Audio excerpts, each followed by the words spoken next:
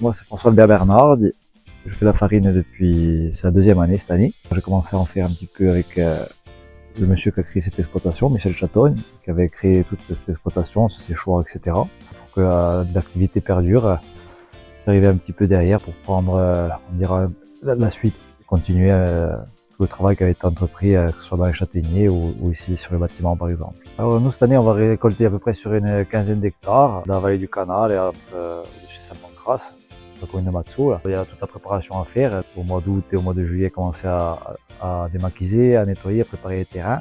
Et ensuite on met en place les filets. Alors moi pour mettre en place les filets, je peux compter sur une bonne cinquantaine d'amis qui viennent tous les ans m'aider à mettre les filets. Et ensuite, après, maintenant, il y a la récolte, bien sûr, et on est en plein dedans. Donc, la farine, en fait, c'est le produit final, hein, puisqu'avant, donc, il y a la récolte, il y a le séchage, il y a le triage, et au final, on va chez le meunier, ensuite, on a notre farine. On récolte les châtaignes, donc, pendant un mois et demi, on les sèche sur ce séchoir au feu de bois traditionnel. Et c'est la partie délicate, un petit peu, du processus. On allume le feu au début de la saison, donc là, ça fait une semaine que le feu est allumé. Il va rester allumé environ un mois. Ça va durer presque 2 mois plein de feu tous les jours. Donc le feu, il faut qu'il soit tout le temps allumé. Toutes les 3-4 heures environ, il faut passer. Il faut surveiller que le feu ne s'éteigne pas pour que la chaleur reste constante dans le séchoir et pour que les châtaignes sèchent. Donc, il faut bien les sécher pour aller au moulin. Pour obtenir une farine la plus fine possible, donc farine AOP, c'est là où intervient le label qualité. L'AOP, c'est ce qui va faire vérifier finalement que tout ce qui est passé ici a été contrôlé, suivi, qui respecte les normes définies par l'AOP, qui sont un petit peu les normes traditionnelles de la farine de châtaigne que faisaient nos ancêtres